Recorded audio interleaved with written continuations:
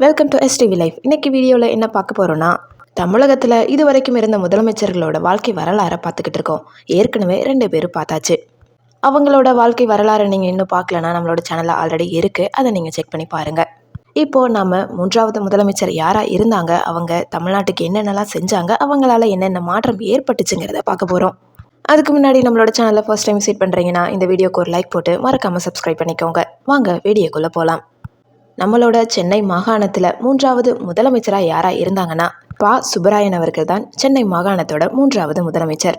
அவர் பிறந்த வருஷம் 1889 செப்டம்பர் மாதம் 11ஆம் தேதி பிறந்திருக்காரு. அவர் பிறந்த திருவேலிப்பாளையம் ஜமீன் என்பது அன்றைய காலகட்டத்தில் மிகவும் புகழ்பெற்றது. அவரது தந்தை பரமசிவ கவுண்டர் ஒரு மிகப்பெரிய நிலக்கிழார். சுப்பராயன் ஆடம்பரங்களை விட அறிவின் மீது ஆர்வம் கொண்டிருந்தார். ஈரோட்டில் ஆரம்ப கல்வியை முடிச்சுட்டு சென்னைக்கு வந்தார். சென்னை மாநில கல்லூரியில் படிக்கும்போதே ஆங்கில புலமையிலையும் சிறந்து விளங்கினார். அந்த காலகட்டங்களில் கப்பல் ஏறி லண்டன் செல்வதுங்கிறது சாமானிய காரியம் கிடையாது. அதையும் தாண்டி ஆக்ஸ்ஃபோர்ட் யூனிவர்சிட்டியில் அவருக்கு படிக்கிறதுக்கு ஒரு சான்ஸ் கிடைக்கிது. அப்போது படிச்சுக்கிட்டு இருக்கும்போது உலக அரசியல் தலைவர்களோட பழகிறதுக்கு ஒரு சின்ன வாய்ப்பும் கிடைக்கிது. அங்கே தான் ஜனநாயகம் மற்றும் சமத்துவம் குறித்த தேடல் அவருக்கு ஆரம்பிக்குது. லண்டனில் இன்னர் டெம்பிள்ங்கிற இடத்துல பாரிஸ்டர் பட்டம் வாங்கினார்.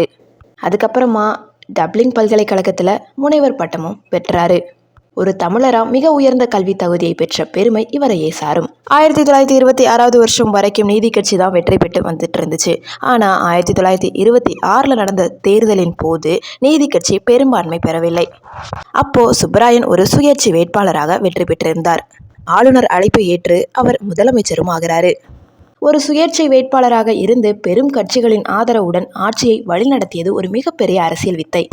இவருக்கு துணையாக ஆர்.என். ஆரோக்கியசாமி முதலியார் மற்றும் எஸ். முத்தையா முதலியார் போன்ற பெரும் தலைவர்கள் இருந்தாங்க.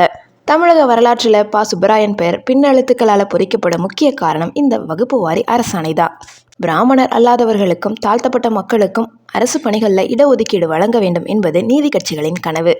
அதை நடைமுறைப்படுத்திய பெருமை இவரையே சாரும். இந்த ஆணையை அமல்படுத்தும் போது பல முட்டுக்கட்டைகள் வந்தன. ஆனால் அனைவருக்கும் சமமான வாய்ப்பு வழங்கப்பட வேண்டும் என்பதில் அவர் உறுதியாயிருந்தார். இன்னைக்கு தமிழகம் கல்வி மற்றும் வேலைவாய்ப்பில் முன்னிலையில் இருப்பதற்கு இந்த விதை தான் காரணம். 1929 வருஷம் அண்ணாமலை பல்கலைக்கழகம் உருவானதில் இவருக்கும் மிகப்பெரிய பங்கு இருக்கு. ஒரு மாநிலத்தின் வளர்ச்சிக்கு கல்வி மிக முக்கியம் என்று நம்பினார். ராஜா சர் அண்ணாமலை செட்டியாருடன் சேர்ந்து இந்த பல்கலைக்கழகத்தை உருவாக்க தேவையான அனைத்து அரசு அனுமதிகளையும் சட்டங்களையும் விரைந்து முடித்து கொடுத்தாரு.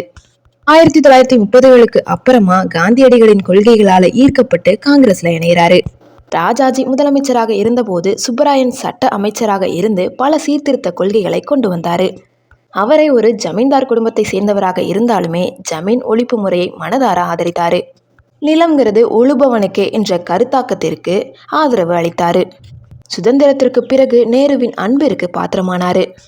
இந்தியாவின் முதல் பிரதமராக இருந்த நேரு சுப்பராயனின் அறிவுத்திறமையை மதித்து அவரை இந்தோனேசியாவிற்கான இந்திய தூதராக அனுப்பினார். அங்கே அவர் இந்தியாவின் பெருமையை நிலைநாட்டினார். அதுக்கப்புறமா மத்திய அமைச்சரவையில் போக்குவரத்து துறையை நிர்வகித்தார். சுப்பராயனின் குடும்பமே ஒரு முன்மாதிரி குடும்பம். அவர் ராதாபாயை திருமணம் செய்து கொண்டது ஒரு புரட்சிகரமான விஷயம். ராதாபாய் அவர்களும் ஆக்ஸ்போர்டில் படித்தவங்க. அவங்களுக்கு பிறந்த பிள்ளைகள் அனைவரும் இந்தியாவின் மிக உயரிய பதவிகளை வகிச்சாங்க. மோகன் குமாரமங்கலம் பின்னாளில் புகழ்பெற்ற மத்திய அமைச்சர். பி. குமாரமங்கலம் இந்திய இராணுவத்தின் தளபதியாக பதவி வகித்தவர். பார்வதி கிருஷ்ணன் தொழிலாளர் நலனுக்காக போராடிய மாபெரும் பெண்மணி. அரசியல் தவிர்த்து அவருக்கு பிடித்த மற்றொன்று என்னன்னு கேட்டால் கிரிக்கெட்டை சொல்லலாம். மெட்ராஸ் கிரிக்கெட் கிளப்ல உறுப்பினராக இருந்த அவர் கிரிக்கெட் போட்டிகள் சிறப்பாக நடக்க பல உதவிகளை செஞ்சார். ஆக்ஸ்போர்டில் படிக்கும் போதே சிறந்த வீரராக பெயர் பெற்றவர். 1962 வருஷம் அக்டோபர் 6ஆம் தேதி அவர் மறைந்த போது தமிழகம் ஒரு மாபெரும் அறிஞரை இழந்தது. நாமக்கல்ல பிறந்த ஒரு சிறுவன் லண்டனில் படித்து தமிழகத்தின் முதலமைச்சராகி இடஒதுக்கீடு என்ற ஆயுதத்தை ஏழை மக்களுக்கு கொடுத்துவிட்டு சென்றார்.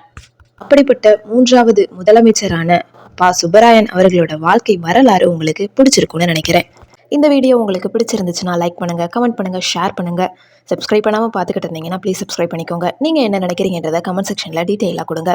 வேறு ஏதாவது கண்டென்ட் உங்களுக்கு வீடியோ போடணுன்னாலும் கமெண்ட் செக்ஷனில் சொல்லுங்கள். தேங்க்யூ ஸோ மச் ஃபார் வாட்சிங்.